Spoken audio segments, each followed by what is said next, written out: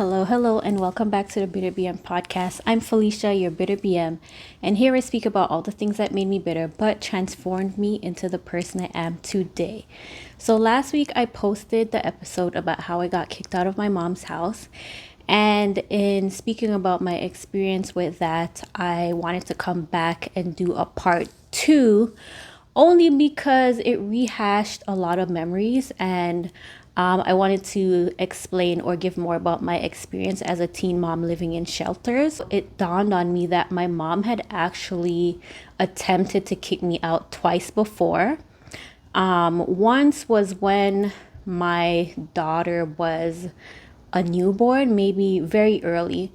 I remember her dad coming to get me, and I spent the night with him and his other baby mom and her baby. So shout out to her for doing that. Prior to that was, I think, years before I got pregnant, where I remember staying with a friend downstairs. I was there for a couple days. And then I recall my friend's mom coming to me and just telling me that, she thought it was best that I go back home. And then when I went back home, my mom got on me and told me something to the effect of, oh, such and such's mom doesn't want you in her house. That's why she sent you back upstairs.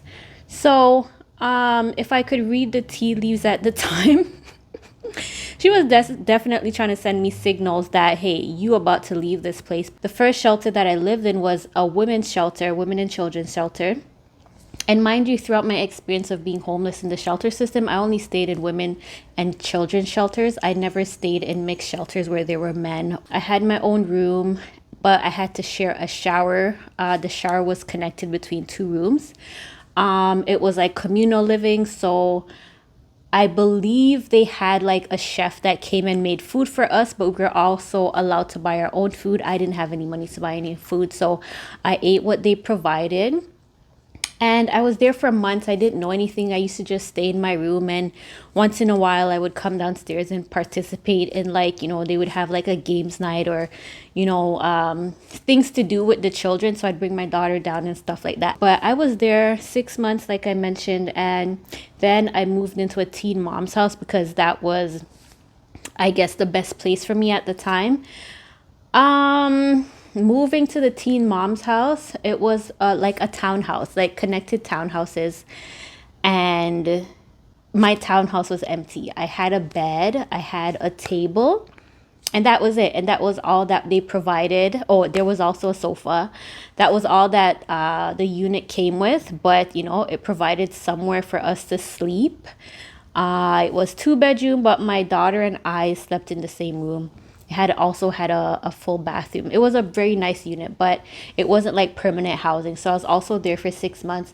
While I was there for 6 months, I mentioned that in a previous video that my daughter's father had another baby mom who was also staying in there. So how I came upon this information, I really don't know, but I found out after.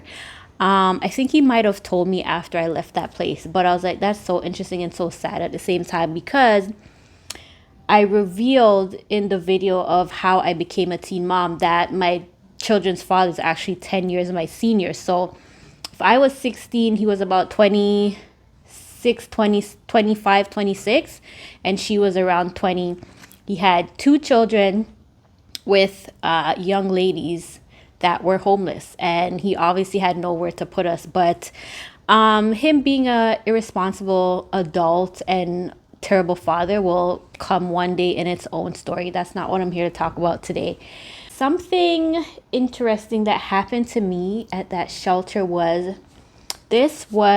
where I almost gave up my eldest daughter for adoption. Now, when I moved to that first teen mom's home, I didn't have any money. I didn't have a job. I didn't have any food, to be honest. I wasn't on social assistance.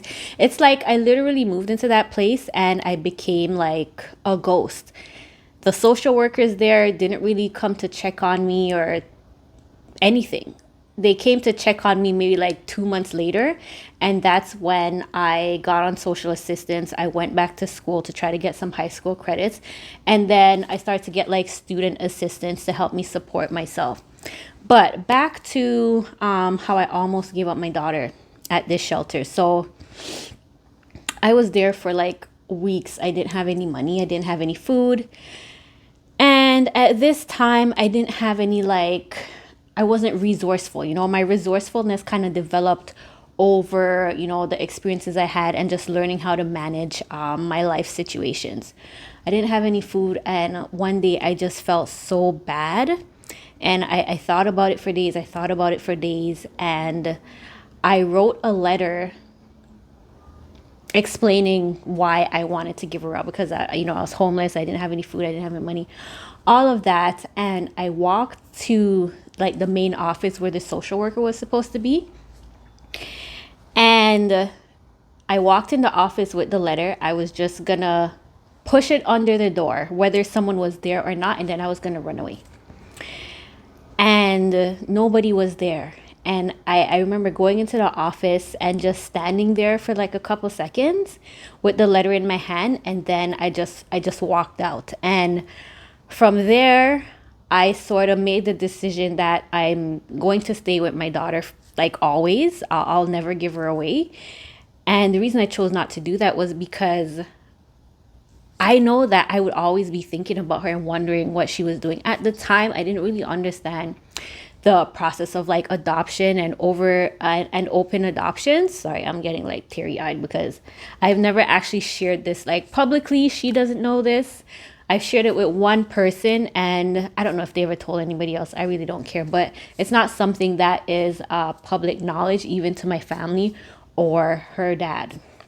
But anyways, from then, or what was I saying? I was saying that I didn't understand or know anything about like adoption and how the process worked. I just thought that if I gave her away, then I'd never see her again. And I didn't want that to happen. I looked up again in the yellow pages.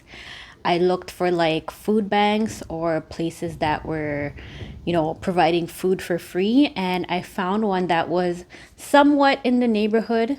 I got the number and address. I called them. I asked them, if they gave food away. Obviously I had to tell them my circumstances, and they said yes, you could come at such and such time. I remember walking there with my daughter, and then going to collect the food and then walking back home. The couple that invited me to live with them, who eventually got evicted 2 weeks after I moved in. So once my time was up at the teen mom shelter, I moved in with them. I didn't have any furniture. I just had like the clothes on my back, the clothes off my daughter's back. That's what we moved in to their house with. They lived in a big house in another city. And I can recall having to take the bus to come to school at the teen moms complex where the school was. Every single day I'd have to walk like 20 minutes to the bus stop that connected to the city that I needed to travel to. Then I had to travel like another 40 minutes to a subway station, then like another 20 minutes over. I had to do that every day for about 2 weeks until they got kicked out. Now, apparently, what happened with them getting evicted was they couldn't afford to pay the rent for the house they were living in. When I moved in with them, I think I was supposed to transfer over my government benefits into their address, but it never happened because, I don't know. 2 weeks later, I left, took a taxi, and went to another women's shelter on their side of town, but in the major city that I was in previously. And when I was at that shelter, that's when I feel like I got the most help from the social workers. She made sure I got my like weekly stipend in order to buy food and personal care and all that. And she helped me to look for housing. Now, mind you, at the time I was about 17. No one wants to rent to a teenager, but if you're on government assistance, they will rent to you if it's guaranteed that the check is going to come directly to them. So that was how I ended up getting my first basement apartment, which happened to be in the same neighborhood which I lived in the teen mom complex that had my high school.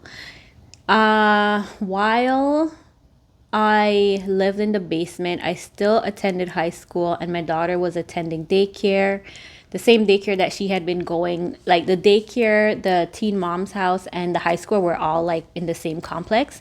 So once I had moved out of the townhouse for the teen mom's house, I was still able to attend the high school and still able to bring my daughter to daycare, which helped me because I was able to learn, try to get some high school credits, and still my daughter was able to develop like social skills, meeting new friends, and learning like her ABCs, one, two, threes, all that good stuff.